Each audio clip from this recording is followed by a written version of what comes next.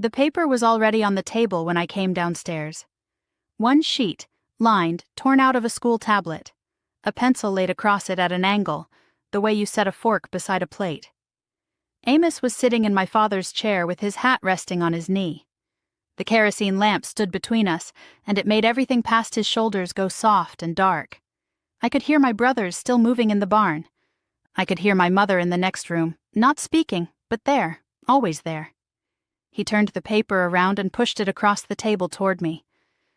"Before I speak to your father," he said, "I need you to write it down, all of it." I was 20 years old. I had known Amos for 11 months. And I sat down and picked up that pencil, because in the world I came from, when a man asked you for something before a wedding, you did not ask him why. I want you to hold that image for a moment. A girl at a kitchen table, a lamp turned low, a blank sheet of paper, a man waiting with his hat on his knee. Because he asked me for that paper twice, and the second time was not at a kitchen table. My name is Martha. I grew up Old Order Amish in LaGrange County, Indiana, in a church district of about 30 families, and I left when I was 26. This channel is where I finally say the things that were never permitted to be said out loud from behind the prayer cap. If you want to keep hearing them, subscribe, tap the like button, and tell me in the comments where you are watching from. Your city, your country, one word is enough. I read every single one. And while I talk, I want you to hold one question in your mind: whether a person should ever be allowed to require something of you that they will never have to give back. Now let me explain how a marriage was actually arranged in my community, because nearly everything outsiders believe about this is wrong. In the English world, a man proposes and a woman answers, and the whole thing happens between two people. In mine, the proposal was the very last step, and by the time it arrived, it had already passed through 4 or 5 sets of hands. It begins at the Sunday evening singings, where the young people gather after church and sing from the Ausbund and stand around in the barn afterward. A boy starts driving you home, then he begins coming on Sunday evenings. Then, if it is going where everyone expects it to go, he does not ask you.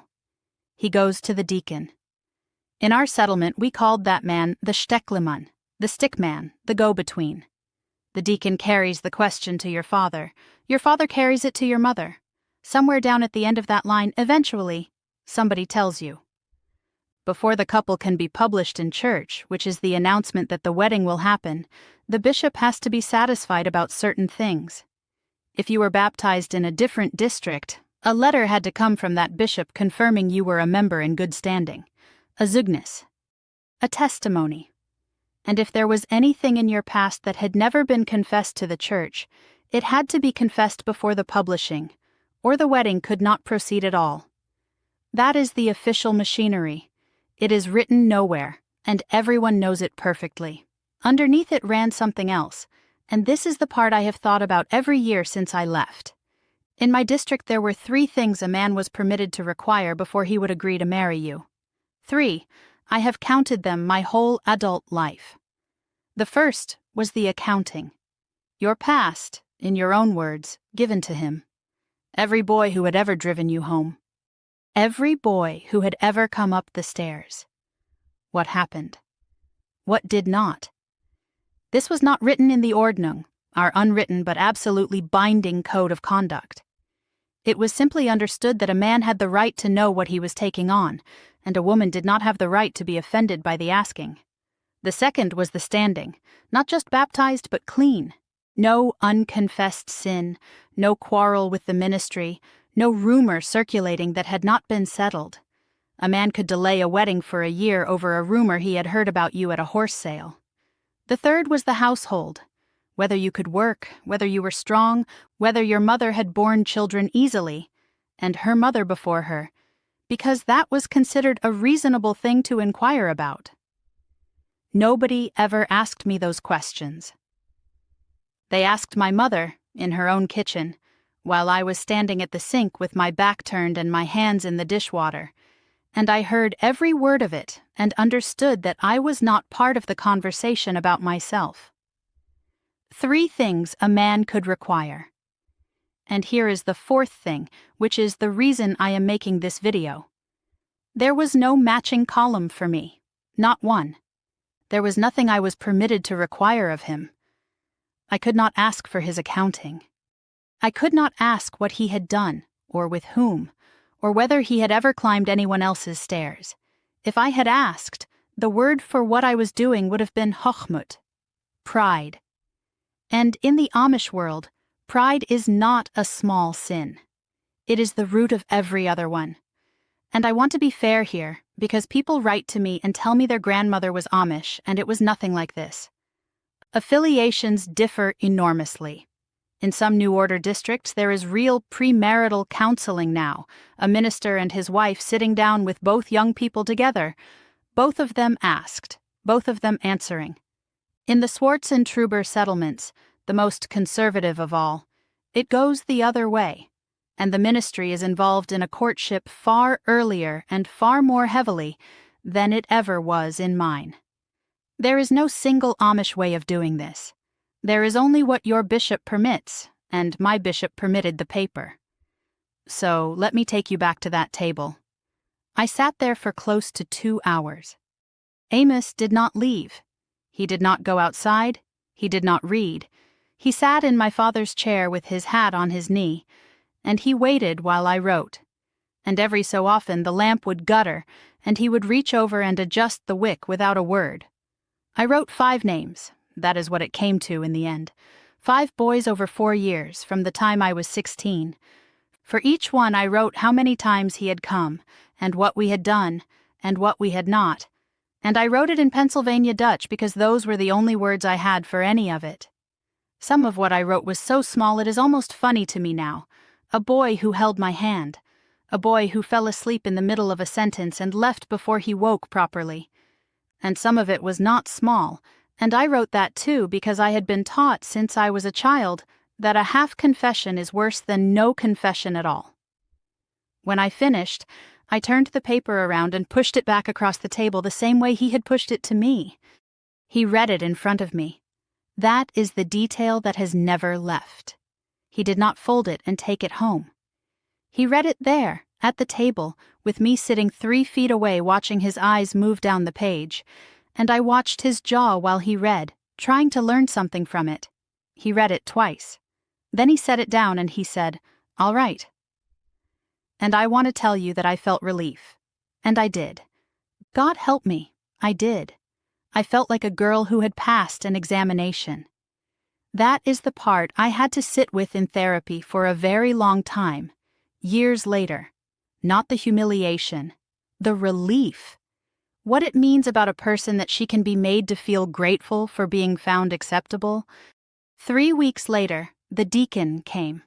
We were to be published on the last Sunday of October. Amos came on the Tuesday before, and he did not sit down in my father's chair this time. He stood in the doorway with his hat in both hands, and he said, "The paper is not enough. You will need to say it to the bishop." I said, "It is written down. You have it." And he said, "I want it done properly." So on the Thursday evening of that week, I sat in a front room that was not my own, on a hard chair, with the bishop across from me and the deacon beside him and Amos on my left. And I said all of it out loud, every name, every night, in a room with a clock on the wall that I can still hear, and a window with no curtain, and 4 people in it, and I was the only one of the 4 who had to speak. It took about 40 minutes. I remember that I kept my eyes on a knot in the floorboards the entire time, a dark oval one, about the size of a hen's egg, and I found that if I looked at it hard enough, my voice would keep going without me. My hands were folded in my lap, and they did not shake. I want to be honest about that because people expect the shaking. There was none. There was a girl in a chair saying true sentences in a flat voice while 3 men listened. And outside the window a horse in the paddock moved from one side of the fence to the other, and back again, over and over, the way they do when they are waiting for something. When it was finished, the bishop said a short prayer, and the deacon wrote something in a small book, and my mother came in from the kitchen with coffee and shuffly pie, as though we had all been discussing the corn. Nobody ever mentioned it again. Not that night, not at the wedding, not once in the 6 years that followed. And in that room, and in the 11 months before it, and in the 20 years of my life before that, not one single person ever asked Amos a question about anything. There is a part of this story I cannot tell you here. Not on this platform, not under these rules. The algorithm has limits, and I have learned exactly where they are. So I wrote the rest down instead, slowly, without the softening, without the cuts. Everything the camera is not permitted to show. The book is called The Ordnung They Never Wrote Down, 208 pages of what plain life looks like from the inside of it. The link is in the first comment of this video. That is where the part I could not say out loud lives. Now let me tell you about Anna. Anna was my cousin on my mother's side, 18 months older than me, and we had grown up in and out of each other's houses the way cousins do in a settlement that size. When she was 21, a young man from the next district began driving her home. It went the ordinary way, singings, Sunday evenings, and after about a year he asked her for her accounting. She wrote it. Of course she wrote it, we all wrote it, he did not read it at the table. He folded it in half, and then in half again, and he put it in the inside pocket of his coat, and he told her he needed some time to pray about it. He never came back. He did not send the deacon. He did not send word through her brother. He simply stopped coming, and after 5 or 6 weeks it became clear to everyone what had happened. And nobody asked him a single question about why, because he did not owe anybody an explanation. He was permitted to require the paper, and he was permitted to walk away from what was on it, and both of those things were his right. And Anna spent the next 2 years wondering where that piece of paper was. That is what she told me. Not who he told, not what he thought of her, where the paper was, whether it was still in the pocket of that coat, whether his mother had found it, whether it had been burned in a stove or left in a drawer or read aloud to somebody's brothers in a barn. She said she used to lie in bed and think about her own handwriting existing somewhere in a house she had never been inside. And here is what the settlement decided about it. Because a settlement always decides. Not that he had done something shabby, that there must have been something on that paper. For 2 years, at every quilting, at every wedding, at every funeral, Anna walked into rooms where people had quietly concluded that whatever she had written was bad enough to send a man away. Nobody said it to her. Nobody had to. That is how it works in a community of 30 families. The judgment does not arrive as an accusation. It arrives as a very small pause before somebody answers you. She married at 26, a widower with 3 children, a decent man, and she has a good life, and she would tell you so herself. But I sat with her in her kitchen 4 years after I left, and she was rolling out dough, and she said to me, without looking up, "I still do not know where it is." Now I need to say something about Amos because this part matters, and because I refuse to tell you a story that makes him into a monster. Amos was not cruel. He was not clever enough to be cruel, and he was not cold. He was a decent, worried, hard-working young man of 24 who had been told his entire life that a careful man makes a careful marriage, and that the head of a household is answerable to God for everything under his roof. He asked me for that paper the way a man checks the hooves of a horse he is about to buy, and I know how that sounds, and I want you to understand that he did not hear it that way at all. He heard it as diligence.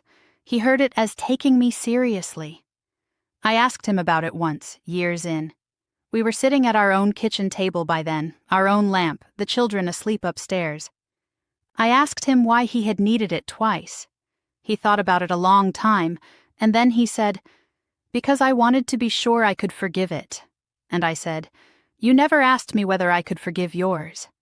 And he looked at me, and he did not answer, and I watched it move across his face. It was not guilt. It was something stranger than guilt.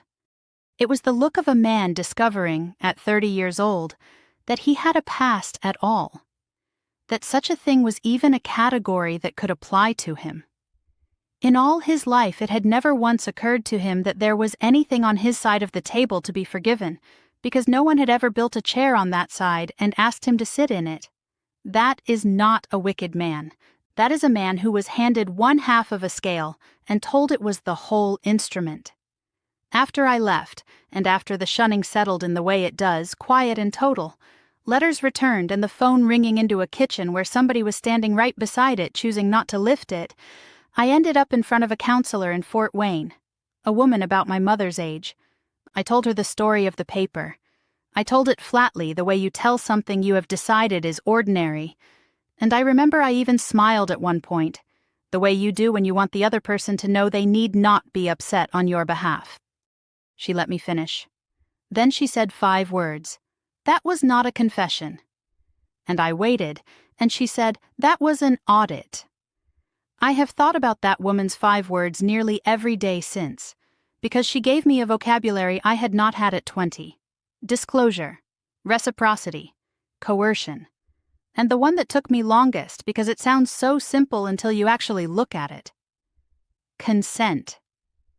She said something to me at the end of that first hour that I would like you to hear exactly as she said it to me.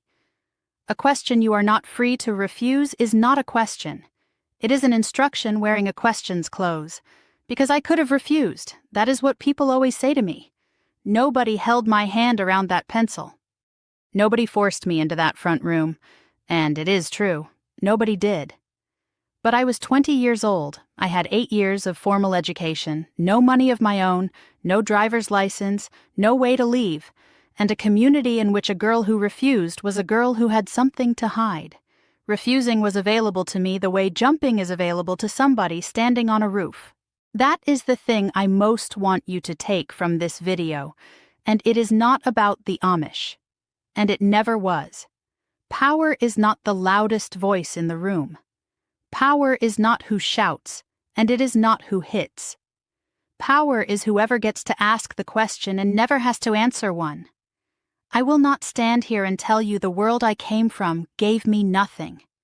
It gave me a community that showed up. When a barn burned, it was rebuilt in 3 days, and nobody sent a bill. When my grandmother was dying, there were 14 women in that house, and my mother never once cooked a meal for 8 months.